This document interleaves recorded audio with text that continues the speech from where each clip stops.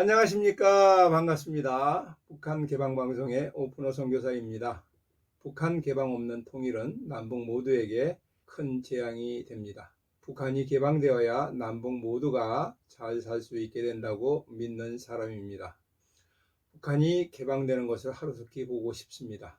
제가 러시아에서 들어와서 이제 두 번째 2주 자가 격리를 하면서 느낀 것을 말씀드려 보겠습니다. 격리 일주일은 어떻게 잘 넘겼는데 격리가 10일이 넘으니까 매우 힘듭니다.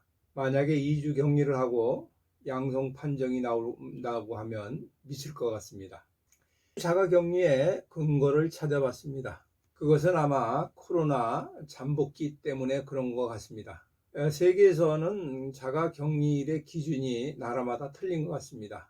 일주일을 하는 데가 있고 2주일 하는 데가 있고 3주일 하는 데도 있습니다. 홍콩 같은 데는 3주일을 하는 것 같습니다. 코로나 잠복기에는 4일에서 5일 사이가 가장 많은 숫자가 증상이 나타나고 있습니다. 7일 이상에서 14일 경우에는 나타나는 경우는 5% 미만입니다. 드물게 14일 이후에도 양성 반응이 나타나는 경우가 종종 있습니다. 안전한 기준으로 14일 자가격리를 실행하는 것 같습니다. 그러나 코로나 환자들은 대부분 증상이 심하지 않습니다. 코로나 확진 중에서 1% 미만이 중증 환자입니다. 따라서 코로나 환자 99%는 입원이 필요 없는 그런 환자입니다. 이 입원이 필요 없는 환자는 병원이 아니라 집에서 격리시키면 됩니다. 비싼 돈을 들여서 병원이나 시설에 감옥살이를 하지 않아도 됩니다. 이 경우에 입원일은 10일이라고 합니다. 러시아의 경우는 코로나 증세가 있으면 전화로 앰뷸런스를 부릅니다. 그러면 앰뷸런스가 와서 검사하고 중증인 환자인 경우에만 병원으로 데리고 갑니다. 대다수가 집에서 격리를 합니다. 따라서 러시아는 코로나에 돈이 많이 들어가지 않습니다. 러시아 환자 중에 99%가 병원에 가서 치료하지 않고 자가격리만 하고 있습니다. 독감 환자는 백신도 있고 치료제도 있습니다. 그렇지만 5% 중증 환자가 입원을 합니다. 작년 한 해 독감으로 죽은 사람이 3,000명이고 코로나로 죽은 사람은 1,000명이 안 됩니다. 이것을 보면 코로나가 그렇게 심한 병은 아닙니다. 그러나 언론에서 하도 겁을 주어서 그러한 것 같습니다. 우리 정부는 지금 70%가 2차 백신을 맞으면 코로나 방역이 끝날 것 같은 말을 하지만 이것은 아직 멀은 얘기인 것 같습니다. 왜냐하면 지금 세계는 델타 변이 감염자 비율이 신규 확진자의 83%나 되고 국내에서는 40%가 되었기 때문입니다. 따라서 이것은 계속 늘어가고 있는 추세입니다. 델타 변이는 체내 평균 잠복기가 기존에 6일에서 4일로 되었고 바이러스 증식도 1260배나 이상 많다고 하는 것입니다. 대통령이 10월 말에 끝낼 것 같다는 말을 하였으나 10월 달에 일일 확진자 숫자가 아마도 4,000명이 넘어갈 것 같습니다. 코로나 백신을 3차 접종을 70% 하고 완벽한 치료제를 개발해야 이 코로나 백신이 끝날 것 같습니다. 아마도 2022년 그 중반기가 넘어야 이것이 끝날 것 같습니다. 지금까지 자가격리한 숫자는 확진자와 접촉자를 포함해서 한 150만 명 될 것 같습니다. 1인당 생활보조비가 평균 30만 원이라고 한다면 이 돈으로 벌써 4,500억이 나갔을 것입니다. 그러나 일을 하지 못하여 생긴 손실액을 포함한다 그러면 이것의 5배가 넘을 것입니다.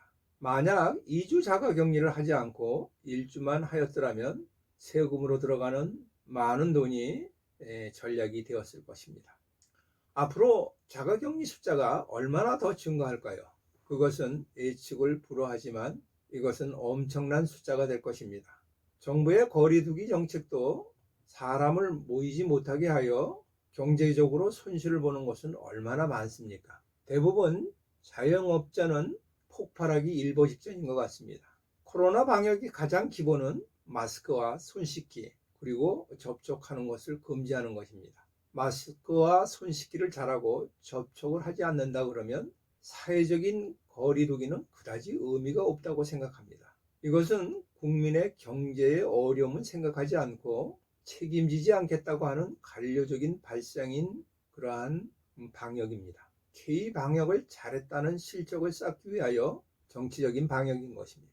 K-방역의 홍보비를 1200억을 사용했다고 하는 논란이 커지고 있습니다. 지금은 거리두기 4단계를 만들어 실시하는데 아무리 단계를 올려봐도 소용이 없다는 것은 계속 확진자의 증가하는 속도를 보면 알 수 있습니다. 이 일로 인하여 영세 상인만 죽이는 일을 하고 있습니다. 음식점에서 거리두기의 인원 제한보다는 투명 차단판을 설치하는 것을 의무화하는 것이 더 방역에 좋은 효과가 있지 않을까 하는 생각을 합니다. 거리두기에서 왜 6시 이후에 사람들은 2사람 이상을 만나지 못하게 하는가요? 저녁에는 코로나균이 더 활발히 활동하는 것도 아니지 않습니까? 거리두기를 자율적으로 할 수 있도록 해야 하는데 강제적으로 하면 은밀하게 하여 오히려 방역에 실패하게 할 뿐입니다. 지금 세계 여행을 자유롭게 할 수 있는 나라는 2나라뿐이 없습니다. 항공업이나 여행업을 정상적으로 운영하려면 아직은 멀리 있습니다. 외국에서 출입국을 하는 사람들은 백신 접종한 사람은 2주 자가격리를 면제한다고 하는데 이것에 대한 해당 국가가 그렇게 많지 않습니다. 델타 변이 유행 국가가 아닌 곳에서 입국한 사람이라고 해야 하는데 지금 그런 나라가 어디 있습니까? 유럽연합은 미국발 입국을 통제하기로 하였습니다.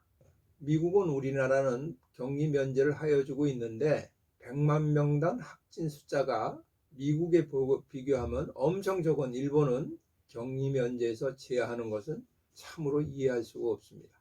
유럽과 중국은 격리 면제하여 주면서 러시아를 제외시키는 것은 어떤 기준으로 하는 것인지 알 수 없습니다.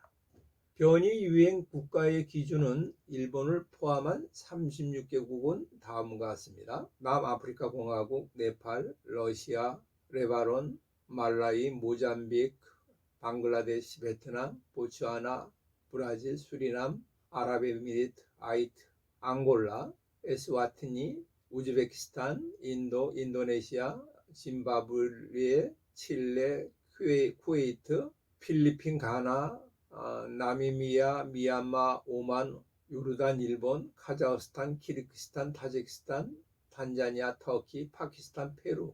이들 국가들은 변이 유행 국가의 기준으로 삼았는데 이해할 수가 없습니다. 이들 국가 중에는 인구 100만 명당 확진 환자가 우리나라보다 적은 나라도 많이 포함되어 있습니다. 이들보다 인구 대비 확진자가 많은 나라는 제외가 되었습니다. 일일 확진자가 떨어지지 않는 미국이나 영국이나 이스라엘은 더 위험한 국가라고 생각이 됩니다.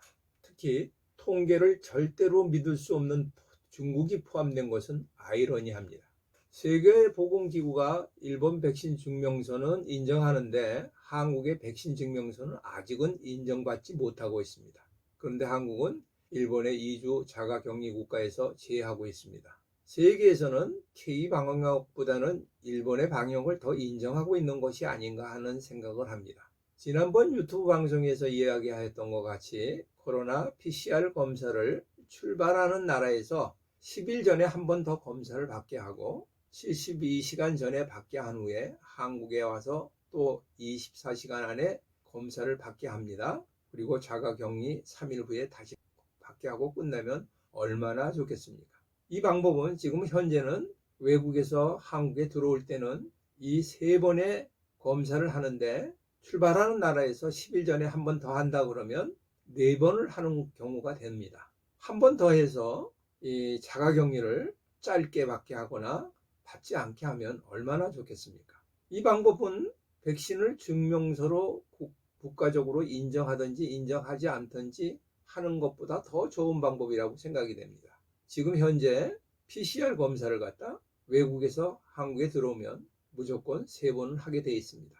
출발하는 나라에서 한 번 더 하게 하므로 한 주만 하면 어떻겠습니까?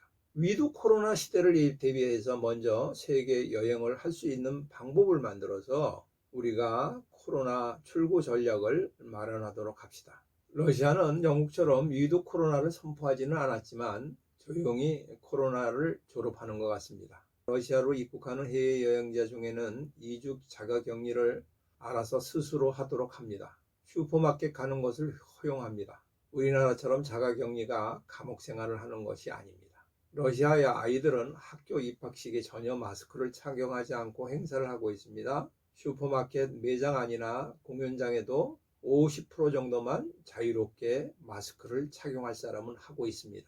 교회 예배 드릴 때는 100% 마스크를 착용하지 않습니다. 러시아는 방역법은 있지만 행정력을 강제로 발동하지는 않는 것 같습니다. 지금 러시아의 확진자가 17,000명이지만 2020년 12월에는 3만 명의 숫자에 비하면 많이 적다고 생각하는 것 같습니다. 러시아의 백신은 임상에서 91.6%가 나타나서 같은 플랫폼인 아스트라제네카의 백신 66%보다 훨씬 효과가 뛰어나도 세계에서나 한국에서는 박대를 받고 있습니다. 러시아에서 접종률은 27.6%뿐이 안 됩니다.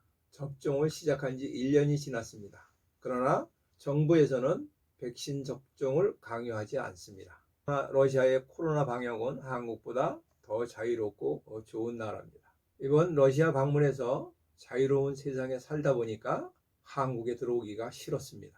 북한은 방역을 핑계로 국경을 닫아놓고 있습니다. 이는 자신들의 중대한 정보가 밖으로 새어나가지 못하게 하는 것 같습니다. 북한의 모든 행사에는 김정은의 대형만을 사용하고 있는 것 같습니다. 이제 안전히 2인자가 된 조영호는 권력을 잡았을 때 문이 열릴 거라는 상상을 해봅니다. 2021년에는 북한의 김정은이가 항복하고 개방개혁으로 나오기를 기도합니다. 지금까지 경청하여 주셔서 감사를 드립니다. 방송을 듣고 느끼신 것을 댓글로 남겨주시면 감사하겠습니다. 처음 보시는 분들은 구독 버튼을 눌러주시면 계속 이어서 보실 수가 있습니다. 방송 하부에 북한 개방 방송이라는 마크를 클릭하시면 지나간 방송도 모두 보실 수 있습니다. 저는 북한이 개방될 때까지 계속 유튜브 방송을 진행하도록 하겠습니다. 다음에 만날 때까지 안녕히 계십시오. 감사합니다. 안녕히 계십시오.